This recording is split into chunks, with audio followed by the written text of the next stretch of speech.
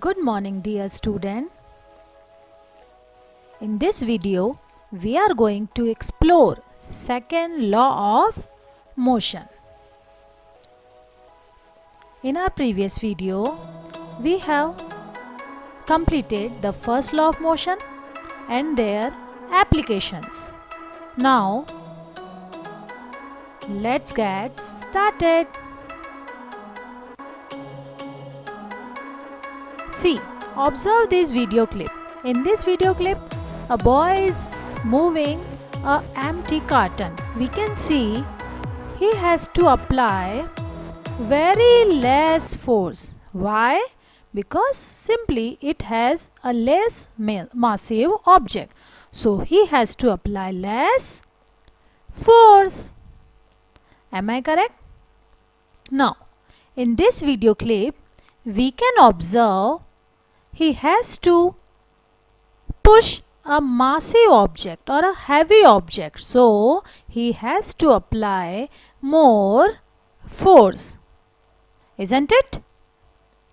Now, let us conclude what we have learned.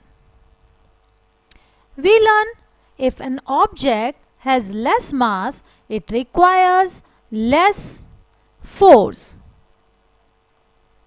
If an object is having more mass, it requires more force. Isn't it? So, can I write external force applied on an object is directly proportional to mass of that object? I am giving this equation number 1. Now have a look. This time a ball is dropping the ball. See. As he has applied less force, ball will gain less velocity. Now let us have a look. This time he is pushing the ball with the force. The ball has gained the velocity. Means if the boy will apply more force, the ball will jump up and it gains more velocity. So now we'll conclude again. We have seen if we apply less force,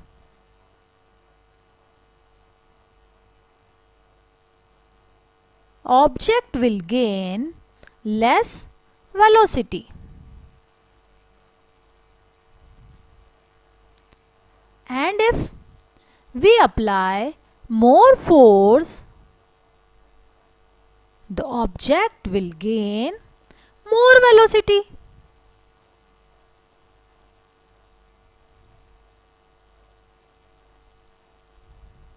So, can we write external force is directly proportional to velocity? Let us give this equation number. Now, can we write by equation 1 and equation number 2 that external force applied on an object is directly proportional on two factors. Number 1, mass of the object, and velocity gained by the object. See student, these two physical quantity combinedly known as momentum of an object, because every time whenever we apply external force, mass and velocity plays an important role. We have to see every time what is the mass of an object and what will want to gain the velocity by the object. This term momentum is a new physical quantity and it is defined as the small letter P.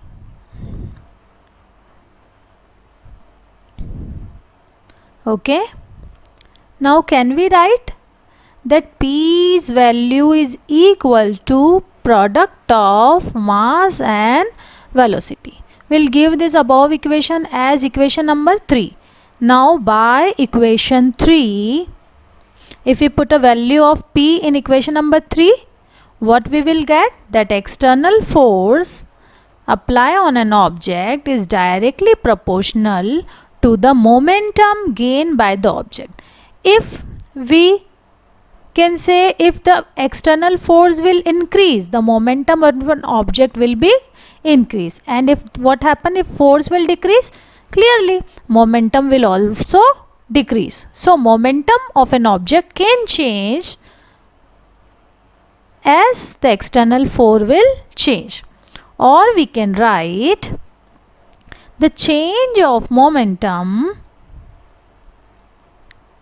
or we can say rate of change of momentum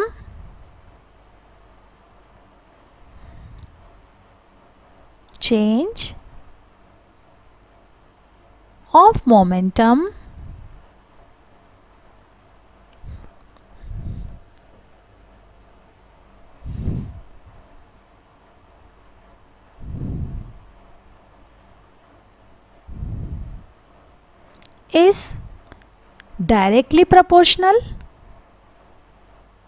that if momentum increases, external force has to increase. So rate of change of momentum can be written as, if we want to indicate the change, so 2 momentum is there, so that we can find change, we can write P2 minus P1 is directly proportional to F, that is external force. Okay, this is second law of motion.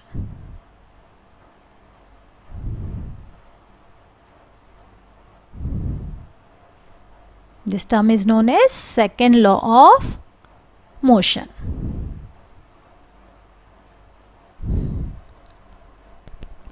Now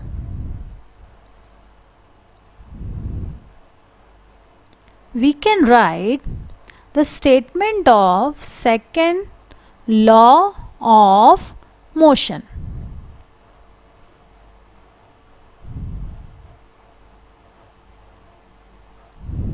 It states that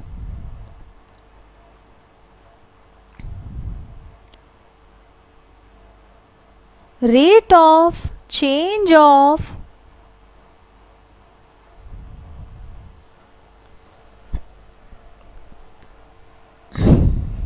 momentum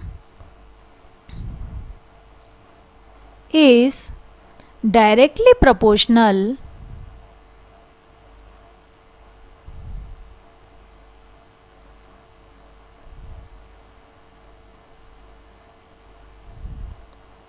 to an applied force.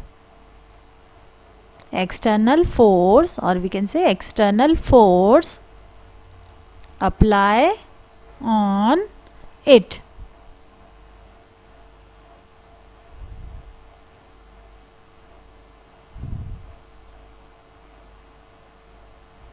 On an object.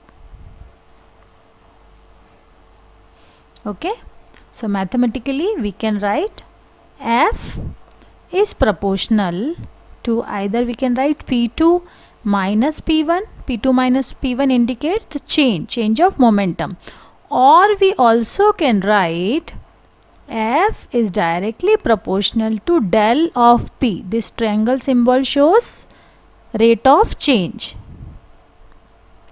Now let us again understand momentum. For this we have a small video clip.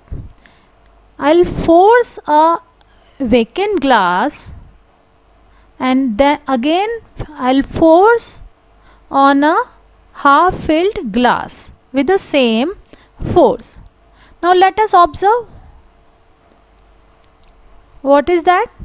First, when I'll apply same force, the empty glass will cover more distance, or we can say more velocity. It gains more velocity.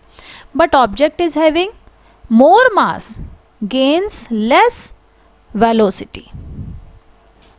So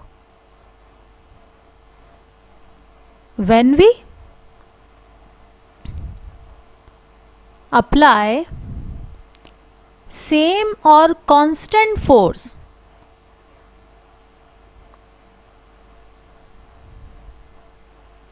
we can observe, number one, if object is having less mass, it gains more velocity. And if object is heavy or it has more mass, it gains less velocity. And when it happen, when we fix the amount of force, if we apply constant force of same different object, less massive and more massive, okay, so we can say applied force is constant, so it depends on mass and velocity. The effect will depend on mass and velocity.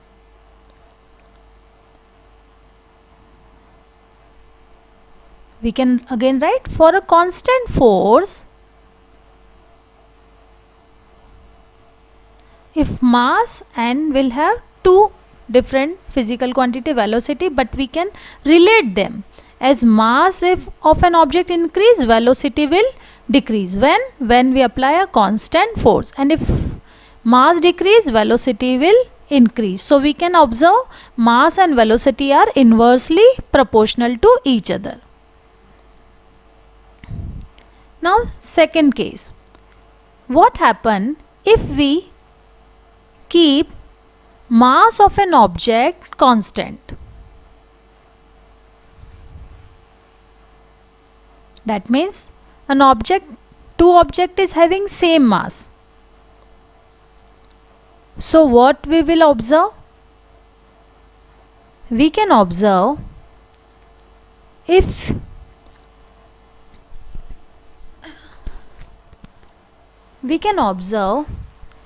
object is having, or we want that object will gain more velocity, so we have to apply more force. And if we want that object will move slowly, so we will require less force. We can write, if we apply less force, object will gain less velocity. That means out of these three, one is constant, so two will vary.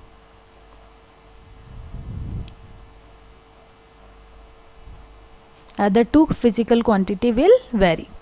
And if we apply more force on an object which is having constant or fixed mass, so more force apply, we will gain more velocity.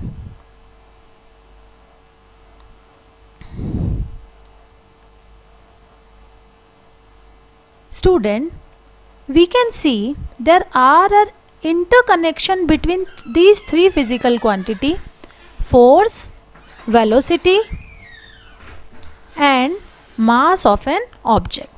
Let us draw a relationship between them.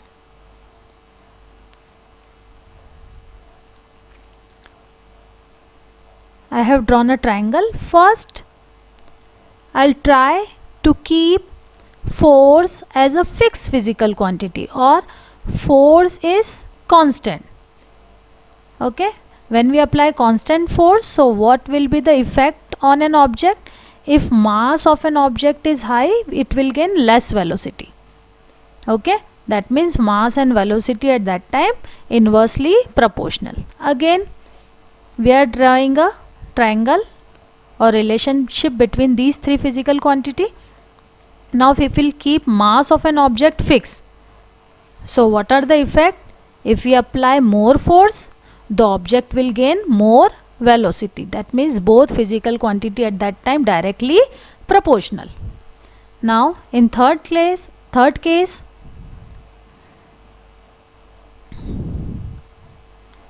will keep velocity of an object fixed.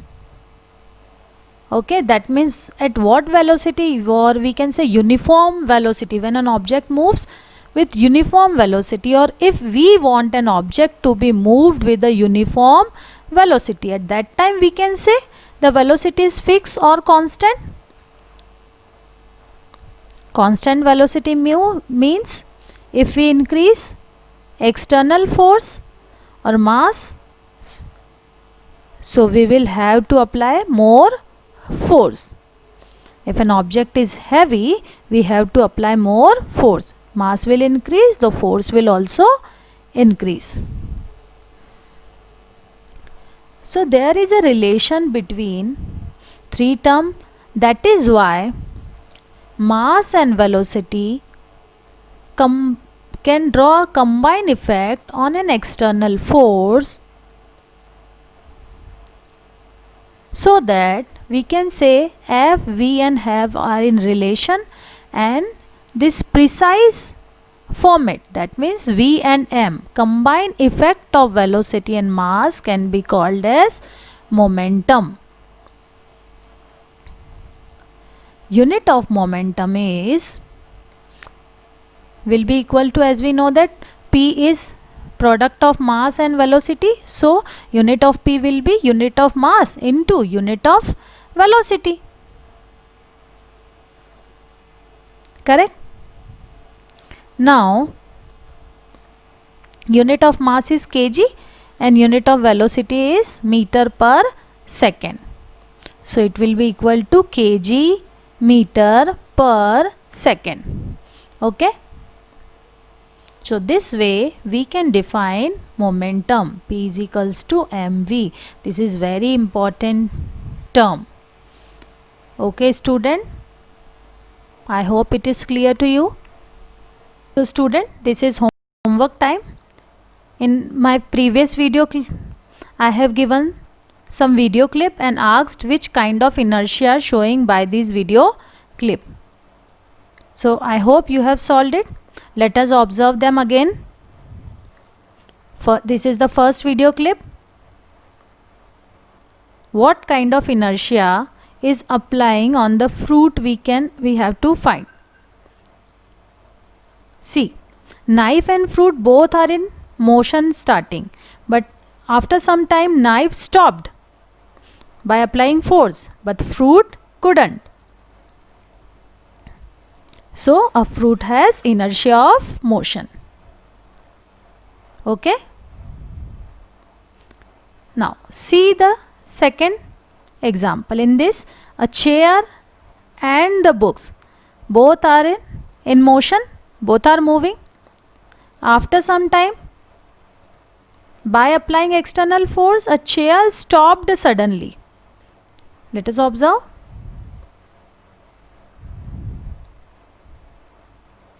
See, the chair is slowly moving, stopped suddenly, but book couldn't. So which kind of inertia? Book has inertia of motion. Okay. In this third video clip, initially the egg and plate both are in rest. Okay. As someone applied force,